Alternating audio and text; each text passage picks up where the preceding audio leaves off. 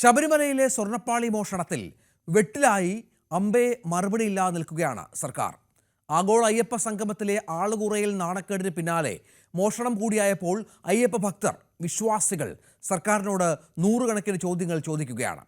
അയ്യപ്പ സംഗമത്തിലൂടെ ശബരിമലയ്ക്ക് ആഗോള പ്രശസ്തി നേടിക്കൊടുക്കാൻ പോയവർ ഇപ്പോൾ ഹിന്ദു ദിനപത്രങ്ങളിലടക്കം വന്ന സ്വർണ്ണ മോഷണ വാർത്തയിൽ പ്രതിരോധത്തിലാണ്.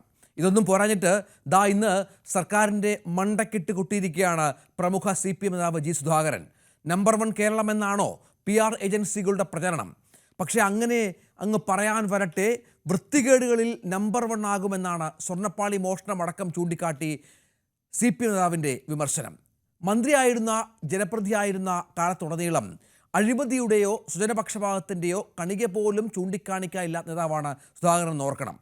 സർക്കാരിൻ്റെ വല്ലാത്ത പോക്കിൽ നിശബ്ദരായിരിക്കുന്ന പല CPM നേതാക്കളുടെയും നാവാവുകയാണോ സുധാകരൻ? നിശിത വിമർശനം സുധാകരന് പാർട്ടിക്ക് പുറത്തേക്കുള്ള വഴി തെളിയിക്കുമോ?